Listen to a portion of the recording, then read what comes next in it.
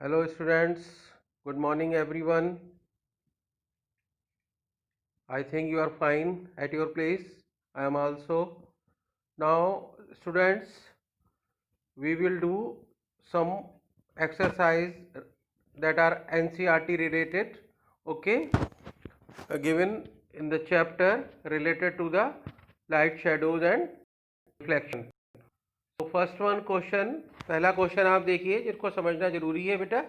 इसमें rearrange the boxes given, जो boxes दिए हुए हैं उनको रीअरेंज करना। जैसे OWS दिया है एक बॉक्स में, फिर AKE दिया है, फिर तीसरे बॉक्स में थर्ड वाले में OPAQ दिया है। तो इनको रीअरेंज करना है given below to make a sentence, जिससे एक सेंटेंस मीनिंगफुल बन जाए। राइट बेटा, meaning to make a meaningful sentence that help to understand opaque object. Opaque object के बारे में हमको नॉलेज हो जाए क्या कैसे होता है, ठीक है। तो इनको जब हम रीअरेंज करते हैं इन सेंटेंसेस को, तो बनता है sentence opaque objects make shadow.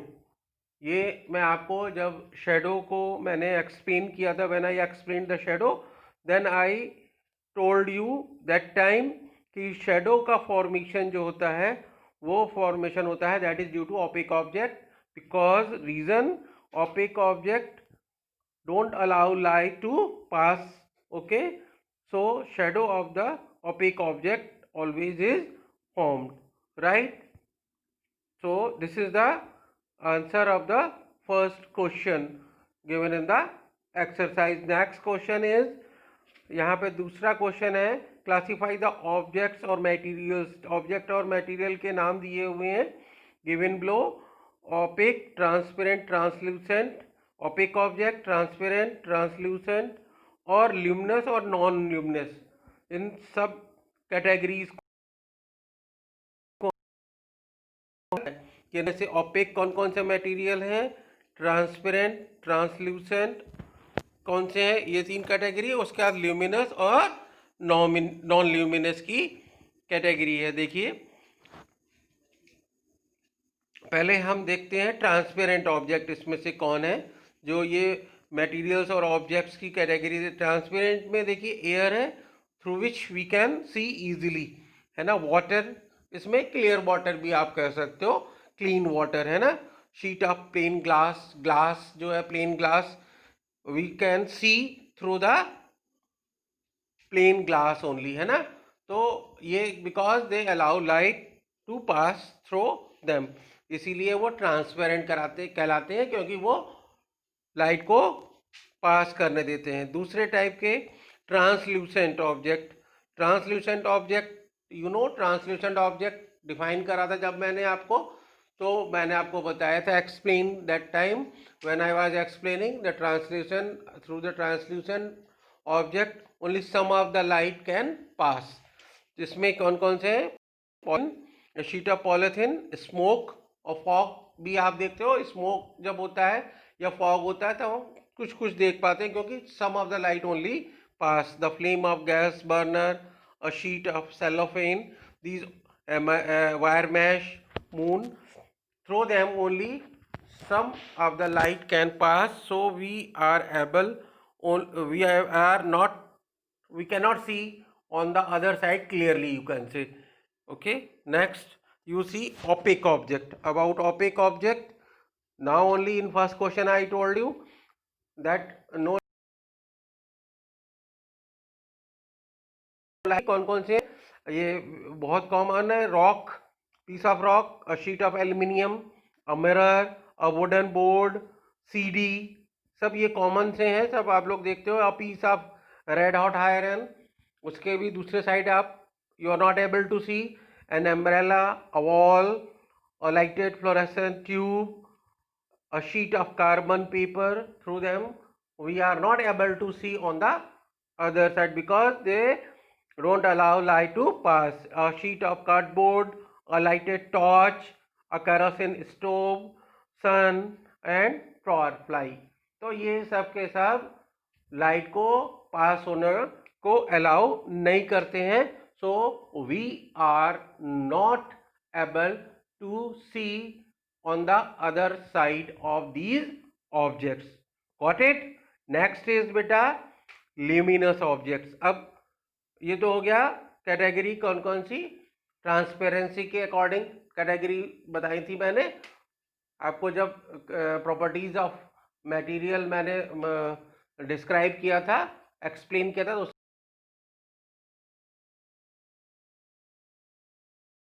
Material की that opaque, translucent and transparent, ये इसके अकॉर्डिंग मटेरियल और ऑब्जेक्ट को ये सॉर्ट आउट कर दिया गया. नाउ ल्यूमिनस ऑब्जेक्ट, उसके बाद luminous objects. Luminous objects you know those which give out light. Yes बेटा, जो लाइट निकालते हैं, जिसमें से लाइट एमिट होती है ना, वो ल्यूमिनस ऑब्जेक्ट्स होते हैं. इसमें कौन कौन से हैं बेटा? ये आप जानते हैं piece of red hot iron, हाँ, जब बहुत गर्म होता है तो उसमें से लाइट निकलती है. लाइटेड फ्लोरेसेंट ट्यूब, जो हमारे घरों में लाइटनिंग ट्यूब लगी होती हैं. The flame of gas burner, उससे भी लाइट निकलती है. और light kerosene stove, sun and firefly. Again here, यहाँ भी फायरफ्लाई आ गया, क्योंकि ये जो है लाइट भी देती है हमको. मैंने बताया था बायोल्यूमिनेसेंस की प्रॉपर्टी में, ठीक है, क्योंकि ये फायरफ्लाई जो होती है बायोल्यूमिनेसेंस है, बिकॉज ये लिविंग है, इसीलिए इसको इस कैटेगरी में रखा है. ये लिविंग बीइंग है और लाइट अपने आप एमिट करती है, it emits light. Now next is object which we see other object, दूसरे ऑब्जेक्ट्स के, जो दूसरे ल्यूमिनस ऑब्जेक्ट्स हैं, you can say with the help of them we can see them. जैसे एयर है, वाटर है ना, अ पीस ऑफ रॉक है ना, अ शीट ऑफ एल्यूमिनियम है, अ मिरर है, अ wooden board, a sheet of polythene, a CD, smoke, a sheet of plain gas, fog, an umbrella, a wall, a sheet of carbon paper.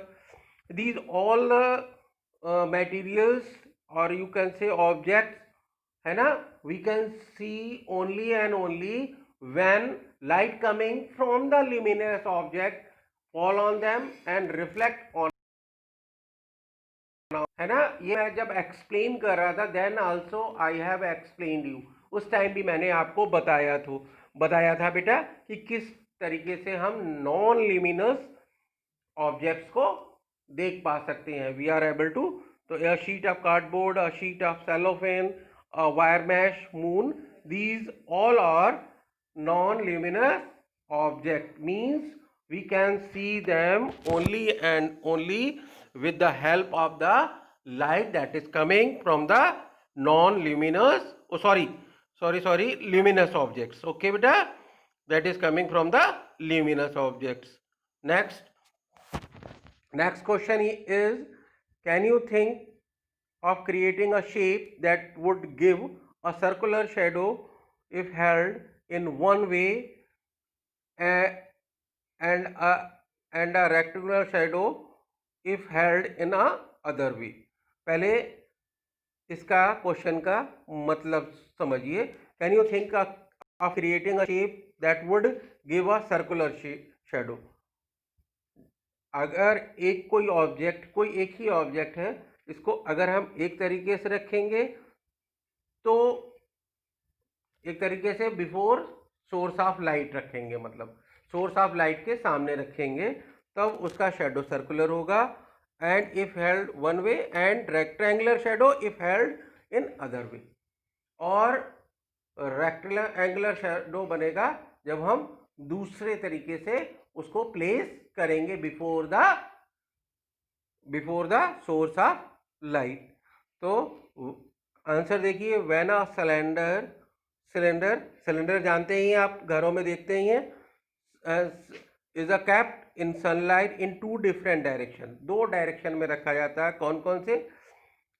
A circular shadow and a rectangular shadow can be obtained, मिल सकता है. कैसे? The top कैसे मिल सकता है?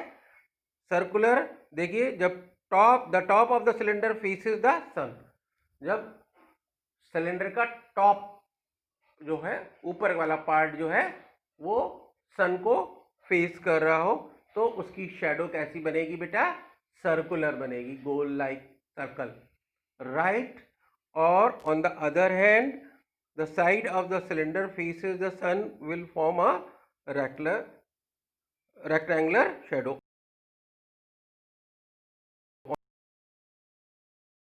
रखेंगे एक side से सिलेंडर को रखेंगे, जैसे कि आप पिक्चर में भी देख सकते हो, तो उसकी शेडो जो होगी वो रेक्टेंगुलर शेडो बनेगी। समझ में आया?